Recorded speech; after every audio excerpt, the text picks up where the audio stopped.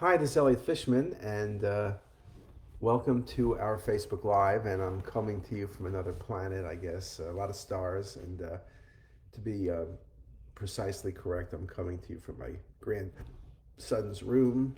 You can see the beds, you can see the stars. I can show you the toys if you want, but I can't do that right now. So, anyway, it's great to be here. Like everybody, I'm getting over all these coughs and everything. So, hope everyone's doing well. Probably half the people I'm speaking to on the phone now have had COVID or are going to get COVID. And the good news is it seems that the peak for the latest variant has dropped. The hospitalizations holding steady. People who've been vaccinated are doing very well. And I hope every one of you is doing very well. So if you've been vaccinated, great. Make sure you get your booster. Being vaccinated now means 3, not 2. And if you haven't got any, well, you've only got 2, make sure you have 3. It's never too late to be smart, okay?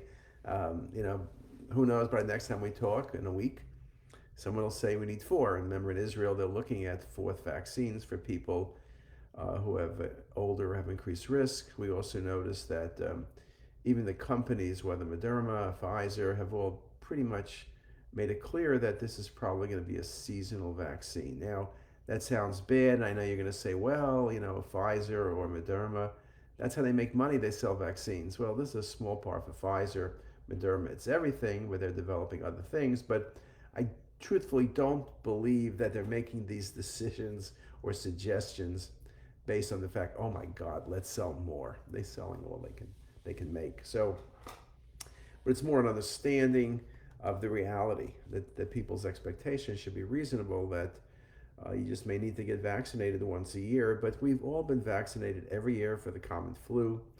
Hopefully, at some point, you know, this will have, rather than getting 2 vaccines a year, we'll end up getting 1. They'll have everything put together. Now, remember, flu vaccines, 40% of the time they actually work. Most of the time, you know, it's guessing what the flu is going to be, and they usually have good guesses, but it's guessing. What's 40% is guessing, 100% is not guessing, right? So 40% is not exactly rocket science. So anyway, that's kind of the way things are. Of course, one of the challenges, I did go to a meeting in Orlando in December and in San Diego in October, November timeframe, and I went to NYU in between. Right now, no one's going anywhere. Again, we're not allowed to at Hopkins, and many institutions probably you're not allowed to, but common sense is telling you you're not going to go anywhere. And the biggest meetings, ECR has canceled to be live, and a lot of the other societies have kind of canceled. The GI Society hasn't done anything yet. But I think in the short term, at least through the April timeframe, I don't think there's going to be any in-person meetings. I just think the numbers are too high. The risk is too high. You can see companies like Delta Airlines today, 4,000 of their employees are off because they're COVID positive. So just the sheer numbers. I've been to the bakery called the Stone Mill Bakery in Baltimore, a really good place. They have a certain number of employees. It's not like 100. It's probably more like high single digits. But they had to close for a couple of weeks, and they're closed right now because they didn't have enough employees. So many people are sick that a lot of things are suffering. I know I've spoken to people, even my son in New York, who went to Trader Joe's, which I don't go to, but he goes to, and there was nothing on the shelves. And if you go to Trader Joe's elsewhere, it's true. And whether it's Trader Joe's or Giant or you name your supermarket, there's a very high problem with restocking because the whole pipeline of people moving things around, from drivers to people loading the shelves. If there's no one to load the shelf, you can have all of the things in boxes, but it's not on the shelf. So that's a challenge. Now, that's not my talk today. My talk is not telling you what's happening in COVID, but it's hard not to talk about that. My talk today is on 3D imaging. So let me just tell you that we've been doing 3D for 35 years, and 3D is moving along. I think the latest and greatest thing on 3D is surely cinematic rendering, and we've worked with Siemens on that. We've published a significant amount. We're publishing and we'll continue to publish. We're working on things like cinematic with HoloLens to do better surgical planning, and that seems to be great. We're also looking at cinematic rendering with Siemens beyond just CT, which is really the main focus. People have done MR. I've seen a little bit of people who've done ultrasound. But what about multimodality data sets? What about CT PET? That's something I think you're going to see coming along because it has really great opportunity. Can you really immerse people in that PET CT data set? So that should be very exciting. Challenges with 3D imaging, again, everyone's worried about RVUs per FTE, and so who's doing it? We're short of techs, we're short of doctors. It takes time to do. I can do it pretty quickly, you can get good at it, but it still takes time, and if you're not getting reimbursed well, many people don't do things that are not reimbursed well. So that becomes a challenge. So reimbursement is still a challenge with 3D imaging. I think a key is making sure your referring physician is requested. I think it's very important for writing articles. I think one of the challenges with cinematic rendering, but any type of volume rendering, MIP, or anything else that's been around forever, is really showing its impact on patient care. Making pretty images is not really enough. We also know that the key is the surgeons, their planning. But we need to document. We just submitted an article on that with pancreatic cancer. We need to take 3D imaging and move it from, oh my God, that's really good, it's really helpful, what a great image, to saying, hey, here's the impact. Is it changing management in 20% of cases? In renal cell carcinoma, someone mentioned to me there's no documentation. We've published on the renal vein and IVC involvement, it's more accurate, but has someone published that you could plan better with 3D imaging? We've written about planning adrenal surgery, but has anyone showed that cinematic rendering impacts whether or not you can predict open versus closed? Will the surgeon work faster? We know from our own surgeons, laparoscopic surgery, which has limited field of view, having everything before makes it easier and it's the right approach. And with many things, including adrenal, but other things as well, bowel, pancreas, you can predict perhaps if you can or can't do laparoscopic procedures. The last thing you want to do is do a laparoscopic surgery and in the middle say, well, I can't do what I need to transfer it to open. That happens a certain percent of cases, but you like to avoid that. You want to make certain that you're doing the right study, the right procedure for the patient. So that becomes really important. So I think that's a big thing for us. We really need to work closely with the surgeons and document where the impact is. And I think our biggest challenge, like many of you, is we're short-staffed, tightly staffed, getting the work done, and the fact that COVID is kind of tying people up at home, and the fact that people aren't going to meetings and presenting enough or as much. So you really need to work very carefully at being able to document the value of 3D imaging when it helps and when it's just something that's really cool. I think you need to do all that. You need also to really be able to do the best 3D rendering. I've seen a lot of cinematic, it looks terrible. You need the right presets. I won't tell you we have the right presets, but we do. We have 180 presets. We spent the last 5 years working on this, so we better have something correct. So it becomes more and more an understanding of how to do it, and then working with people to kind of come up with the right plan. So I'm telling you guys in private practice, I'm telling you guys in academics, you need to be documenting the 3D of why it's done and how it's helpful. Now, I think with AI, and we've spoken to a couple companies, NVIDIA, Microsoft, even Siemens, about that if I created really good 3Ds on pancreas, could AI be used to predict based on the imaging characteristics, the contrast enhancement levels, the fat of the patient's size? Can it create the best 3D images for me without me being involved? That is, can the computer learn with AI what are the parameters for the best 3D reconstruction for that data set? Now, obviously, it can come up with, okay, here's pancreas, I'm doing 3D, cinematic, here's the pancreas, how it should look. But I want how to look the best, because I will tell you that I have probably 20 presets for pancreatic cancer, depending on the patient's size, the enhancement, what I want to show, whether it's enhancing or lesion like a neuroendocrine versus a low density lesion like an adenocarcinoma, whether it's something infiltrating or something large, whether I want to show the vessels or I just want to show the mass. So can I use 3D rendering? We've spoken about it as a way of early detection of pancreatic cancer. Can we use 3D rendering as a way of predicting resectability? SMA, SMV, celiac, portal vein, hepatic artery, uh, all of those things.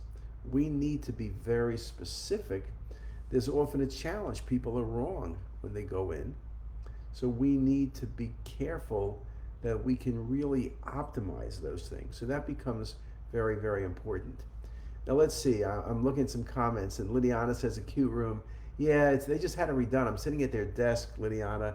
It's really this. They went from having a little desk and changing table. Now it's this desk and shelves. They just had it rebuilt a couple weeks ago, but it looks very cool. So that looks really cool. And I could show you the outside that they face the World the World Trade Center, the towers, the Freedom Towers. So it's a pretty nice look from Lower Manhattan. Pretty cool. And hi, Liliana down in Palo Alto. And then John Biacchino's working from home, and John's with me this Saturday. I have the extreme fortune, well, working with John is great, but I have the fortune and misfortune. This is my weekend and my week of nights and my holidays. So I'm working Saturday, Sunday, Monday from 7:30 to 11 p.m. So it could be a bit hectic, but it's good to have John there, so that'll be good. And then here's Jay from calling in from Glen Burnie. Hi, Jay. Here's someone, I'll kill a pronunciation. Jakovic Kopasin. 3D is so underrated, but will reach its full potential when AR enters everyday routine. Yeah, I think it's, it's kind of always something you show at meetings and companies have shown, and then, it just doesn't get there. I think the biggest challenge is the reimbursement. I just think more and more groups, more and more practices basically live and die by reimbursement. That they don't look and say, oh my God, this would help the surgeon. They just say, listen, it's not reimbursed, we're not doing it. It's reimbursed, we'll do it. Things get reimbursed, and then they get a life of their own. So remember we went through this with cardiac CT, took forever. We went through this with virtual colonoscopy. It's been taking forever. 3D imaging used to have better codes. Now what they did is merge the code in, so they'll say aortic aneurysm with 3D. It's part of the code, but then it's not like you get more for doing it, or the amount more you get is so minuscule that if you were looking at it, you couldn't afford to do the work because you're not being paid for the time. So it's very tricky. And of course, the biggest, as I say, proponents of 3D are the referring clinicians. Now, no one asks referring clinicians, what do you need? That's a challenge. So I don't have a great answer. I used to have better ideas what to do. I think you just need to be writing the articles, and by writing articles, really that shows the outcome change. Let's see, here's Kathy Knox. Hi, Fish. Retired in 18, but still get my fix watching your videos. Now, that's very nice, and hope Kathy's doing well. I guess, Kathy, if you want to come back, there's one of the shortest, people are really short, outpatient, inpatient, northwest, east, doesn't matter where you are. Everybody is short technologists, particularly great technologists, so it's really a challenge. We've lost a bunch of people at Hopkins, we've hired new people, but wherever you are, we always say the same thing, that the quality of your studies, the ability to make great diagnosis is very dependent on the technologist. If you don't have a good study, if the timing isn't right, if the slice thickness isn't right, if the renderings are not correct, all of that is not happening, you get really bad studies, and then you're not going to make the diagnosis. So everything is in the acquisition. I think beyond the acquisition, it gets harder and harder. Let's see, Vijalov, and it's a shame that vendors keep cinematic rendering locked until paid. Well, I mean, that's true, but I have to be fair, is, vendors, for them to develop things, it costs money. You need to sell it, or they're not going to do it. I think vendors are the same thing. if things don't sell, if they don't make money, then they don't. They're not going to develop it. I mean, the reason Siemens, GE, Philips, Toshiba, whatever, makes a new scanner is because they can sell more of them. Hopefully, the people want the added advantages. If no one buys the new scanners and say, "Hey, our scanners are good enough," well, then I think Siemens and those guys are not going to sell many. They're not going to have money to put into R&D. And remember, R&D is everything. Without R&D, you can't develop new rendering techniques. So I think that becomes exceedingly important for us, and I think we're very cognizant of the importance of that. But you need to, so I think to be fair to vendors, they need to make their money. Here, Jay Ryan again, Jay Jamie saying the backbone of the techs at Hopkins remain. And that's true. We have great techs and a great attitude. So I think, as physicians, we're very, very grateful, and we're grateful also for the techs teaching the new techs. I think one of the problems you have to admit is if you hire new techs, besides you're getting new people and you're losing old people, is the techs who stay have to do more work. They have to do their work, plus they have to be teaching new people.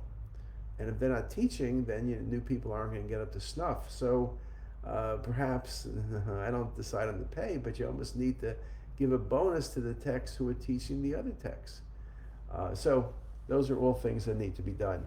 But if anyone has any questions specifically, on the cinematic rendering, we have a lot of stuff I've been posting online. I will have to admit that. You can see a lot of images in great cases.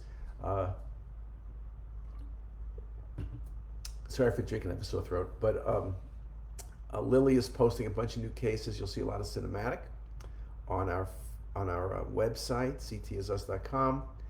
In the teaching files, you can see a lot of new cases, a lot of really great cases. Here's Kathy Knox. Saw me at the Broadmoor in Colorado Springs in the early 90s. That was early 90s. Yeah, that was just a wonderful, wonderful meeting at the Broadmoor. I've not been back there.